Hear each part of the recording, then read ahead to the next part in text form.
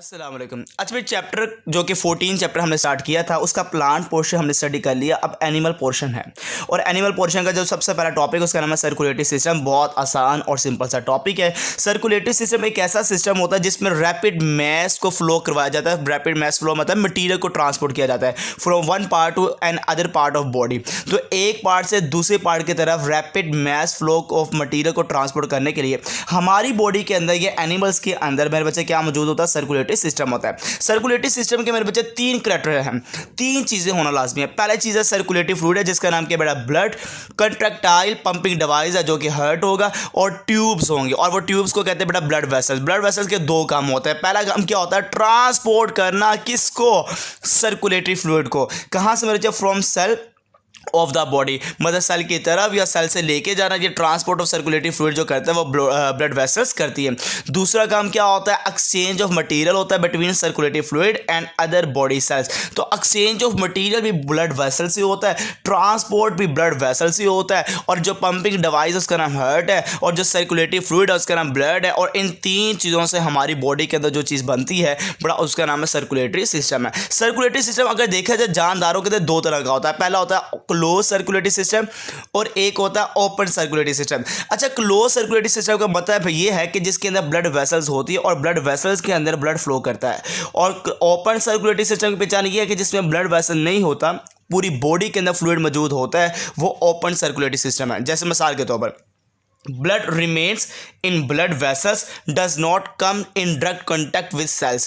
जो कि ब्लड होता है वो ब्लड वेसल्स में होता है और डायरेक्ट कांटेक्ट नहीं करता सेल्स के साथ। जैसे आपको ये देख सकते हैं, ये ब्लड वेसल्स है और ब्लड वेसल के अंदर ये ब्लड मौजूद है। ये रेड कलर के जो डॉट बनाएंगे ब्लड है और बाहर ये सेल्स है। डायरेक्ट कांटेक्ट नहीं करता सेल के साथ, ये ब्लड वेसल्स के अंदर फ्लो कर रहा होता है।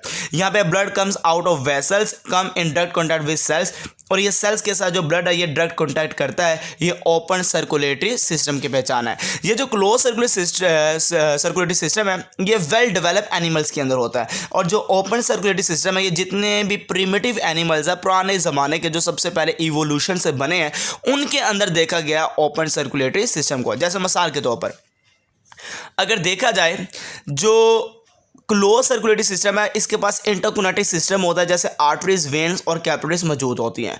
जैसे कि ओपन सर्कुलेटरी सिस्टम जिसका भी होगा उसके अंदर आर्टरीज, वेन और कैपिलरीज मौजूद नहीं होता। इनके अंदर ब्लड की तरह एक पानी होता है जिसको कहते हैं हीमोलिम्फ। और जो हीमोलिम्फ है ये फ्लो करता है कैविटीज़ के अंदर, मतलब ब्लड वेसल नहीं है तो कैसे फ्लो करेगा हीमोलिम्फ? कहता है वो कैविटीज़ के जरिए से फ्लो करता है वन जगह से एक जगह से दूसरी जगह। और वो कैविटीज़ का नाम क्या बेटा? वो साइनस होता है। यहाँ पर अगर देखा जाए क्लोज सर्कुलेटरी सिस्टम में एक्सचेंज मटेरियल होता है थ्रू कैपिलरीज, कैपिलरीज के जरिए एक्सचेंज ऑफ मटेरियल होता है। और यहाँ पे डायरेक्ट एक्सचेंज होता है, यहाँ पे डायरेक्ट एक्सचेंज होता है और यहाँ पे एक्सचेंज होता है थ्रू कैपिलरीज की मदद से। यहाँ पे ट्रांसपोर्ट गैसेस होती हैं जो कि क्लोज सर्कुलेटरी सिस्टम है ये ट्रांसपोर्ट ऑफ गैसेस भी करती हैं। जो ओपन है ये ट्रांसपोर्ट ऑफ गैसेस नहीं करती। जो क्लोज सर्कुलेटरी सिस्टम रखते हैं उसके सिस्टम के अंदर हीमोग्लोबिन मौजूद होता है और यहाँ पे कोई भी रेस्पिरेटरी पिगमेंट नहीं होता। जो क्लोज सर्कुलेटरी सिस्टम है ये एडवांस है बेटा, एफिशिएंट है। और जो ओपन है ये प्रिमिटिव है और लेसर एफिशिएंट है। ये आपको क्लोज कहाँ पे नजर आता है? एनालिडा के पास, सेफेलोपोडा के पास, एकानोडर्मेटा के पास, हेमिकोडेटा के पास, वर्टिब्रेटा के पास। और जबकि ओपन सर्कुलेटरी सिस्टम आपको नजर आता है आर्थ्रोपोडा के पास, मोलस्का के पास, ट्यूनिकेटा के पास। ये जो मेरे बच्चे मैंने बताए हैं सारे के सारे ग्रुप्स ये सारे के सारे ओपन रखते हैं और ये बेटा कौन सा रखते हैं? क्लोज। अगर देखा जाए क्लोज की कोई एग्जांपल जो बहुत ज़्यादा इंपॉर्टेंट जो हमारी बुक में मेंशन बेटा उसका नाम है अर्थवॉर्म। और कोई ऐसी ओपन की एग्जांपल जो हमारी बुक में मेंशन उसका नाम है कॉकरोच। अच्छा, अर्थवॉर्म के पास ना दिल मौजूद है मगर वो दिल एक नहीं होता बेटा, इश्क करने वाला अर्थवॉर्म है। इसके पास एक दिल नहीं है, मजनू बाबा है। तो इसके पास 4 से 5 पेयर्स जो कि लेटरल हार्ट होता है जो प्रेजेंट होता है लेटरल साइड वाली जगह पर। किसकी साइड पर बेटा? एसोफेगस, जो खुराक की नाली उसके साइड पर मौजूद होते हैं 4 से 5 पेयर्स ऑफ लेटरल हार्ट। और मेरे बच्चे कहाँ मौजूद होते हैं? 7वें या 13 सेगमेंट्स के अंदर। मतलब कि जो अर्थवॉर्म है इसकी बॉडी सेगमेंटेड होती है इस तरह, ये सेगमेंटेड फॉर्म में होती है, ऐसे सेगमेंट फॉर्म में। और 7वें से 13वें सेगमेंट के अंदर दिल इसका मौजूद होता है जो पेयर की फॉर्म है, 4 से 5 पेयर्स हैं और जो कि मौजूद होता है lateral side of oesophagus. Cockroach उससे बड़ा आशिक है, मजनू बाबा है। इसके बाद 13 चैम्बर वाला हार्ट होता है, मतलब इसके बाद जो दिल है उसके कितने खाने मेरे बच्चे? 13 खाने हैं। तो जो 13 खानों वाला दिल रखता है बेटा उसका नाम है कॉकरोच है। अगर देखा जो अर्थवर्म है, इसके बाद मेरे बच्चे कुछ ब्लड वेसल्स हैं। एक का नाम डोर्सल है, एक का नाम वेंट्रल है, एक का नाम सब न्यूरल ब्लड वेसल्स है।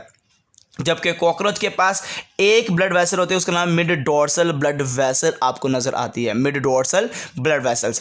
जैसे कि देख रहे हो कॉकरोच के अंदर ब्लड फ्लो कैसे करता है, जैसे आपने गौर से सुनना बेटा, इसका जो ब्लड फ्लो होता है फ्रॉम हार्ट सबसे पहले दिल से निकलता है और जाता है अरोटा के पास। अरोटा मतलब दिल की एक बड़ी नाली है, अरोटा के पास जाएगा। अरोटा से वो जाएगा हीमोसील, एक कैविटी का नाम है, जो कि किसकी कैविटी है बेटा? ब्रेन की। तो चला जाता है अरोटा से ब्लड कहाँ पे? हीमोसील हेड के पास। फिर हेड से वापस आता है पेरिविजरल साइनस। ये साइनस का मतलब क्या आता है? कैविटी था। कैविटी मैंने बताया था कि जो ओपन सर्कुलेटरी सिस्टम होता है वो कैविटी के अंदर उसका जो हीमोलिम्फ या ब्लड जो सा फ्लो करता है। तो कहाँ जाता है? पेरिविजरल ऑर्गन्स की जो कैविटी उसके अंदर आ जाएगा। कैविटी उसकी ऑर्गन्स की कैविटी के बाद वो चला जाता है पेरीन्यूरल साइनस। पेरीन्यूरल साइनस का मतलब क्या है? जो नर्वस सिस्टम है, नर्वस सिस्टम की जो कैविटी उसके पास चला जाता है।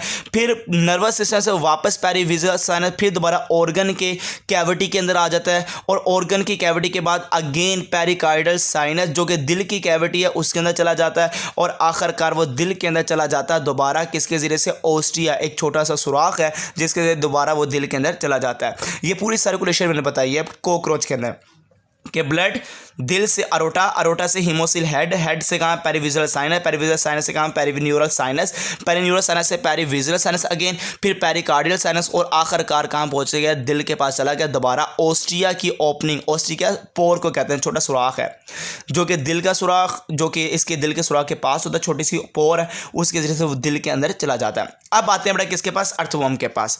ये अर्थवर्म की सेगमेंटेड बॉडी है, 1 2 3 4 5 6 करते करते मैंने 14 सेगमेंट बना दिए। ये एंटीरियर साइड है और ये पोस्टीरियर साइड है। 3 ब्लड वेसल्स हैं, डोर्सल, वेंट्रल, सब न्यूरल। बहुत इंपॉर्टेंट पॉइंट है मेरे बच्चों, गौर से सुनिएगा। डोर्सल वेसल क्या करती है? पोस्टीरियर से ब्लड को पकड़ती है, यहाँ से 14 सेगमेंट से पकड़ती है और उसको लेके जाती है सारे के सारे ब्लड को कहाँ पे? एंटीरियर की तरफ। ये किसका काम है? डोर्सल वेसल का। मतलब ये कलेक्टिंग ब्लड वेसल है इन 14 सेगमेंट। 14वें सेगमेंट से ब्लड को कलेक्ट करती है और डिस्ट्रीब्यूट करती है ब्लड वेसल को। फर्स्ट 13 सेगमेंट, ये पहले जो 13 सेगमेंट यहाँ पे डिस्ट्रीब्यूट करती है। Send blood to heart and anterior end of body. यही मैंने बताया कि ब्लड को यहाँ से उठाएगी और कहाँ पे लेके जाएगी? एंटीरियर एंड की तरफ, हार्ट की तरफ लेके जाएगी। इसके बाद वेंट्रल वेसल आती है, ये नीचे वाली जो मैंने बनाई, ये रेड वाली, ये वेंट्रल है, जो कहाँ लेके जाती है? एंटीरियर से अगेन पोस्टीरियर की तरफ। मतलब यहाँ से एंटीरियर से जो ब्लड आगे इसको वापस पोस्टीरियर की तरफ लेके जाना। ये डिस्ट्रीब्यूटिंग ब्लड वेसल है विद बैकवर्ड फ्लो। ये पीछे की तरफ लेके जाती है, बैकवर्ड फ्लो की तरफ। फ्लो ऑफ ब्लड इस बैकवर्ड, ये पीछे की तरफ लेके जाते हैं, मतलब एंटीरियर से पोस्टीरियर की तरफ। एक सब न्यूरल थी, सब न्यूरल कौन सी होती है? कलेक्टिंग ब्लड वेसल्स है, ये भी ब्लड वेसल कलेक्ट करती है और यहाँ पे ब्लड देखा जाए बैकवर्ड फ्लो करता है। और यहाँ पे अगर सबसे इंपॉर्टेंट पॉइंट वो ये है कि ये जो सब न्यूरल ये कम्युनिकेट करती है डोर्सल ब्लड वेसल के साथ थ्रू लेटरल वेसल या कम्यूजरल, ठीक है, लेटरल वेसल के जरिए से। तो ये कम्युनिकेट करती है डोर्सल ब्लड वेसल के, मतलब इसके साथ इसका कम्युनिकेशन होता है, मतलब जिसके जरिए होता है उसका नाम है लेटरल वेसल के जरिए से। ओके बेटा, अल्लाह हाफिज़। तो ये था टॉपिक जो कि हमने आज डिटेल में पढ़ा, जिसका नाम क्या है बेटा? ब्लड वेसल्स है। सर्कुलेटरी सिस्टम के लिहाज से हमने पूरा का पूरा सिस्टम पढ़ा, ओपन और क्लोज। हाँ, आगे इंशाल्लाह इसी तरह से एनिमल पोर्शन अपलोड होता जाएगा। प्लांट पोर्शन सारा अपलोडेड है, पूरे के पूरे चैप्टर अपलोडेड है, आप जाके देख सकते हैं। प्ले लिस्ट को ओपन कीजिएगा, सारे लेक्चर मिल जाएंगे। अब जो एनिमल पोर्शन है ये इंशाल्लाह डे बाय डे करके इसका डेली जो लेक्चर है वो अपलोड हो जाएगा। ओके बेटा, अल्लाह।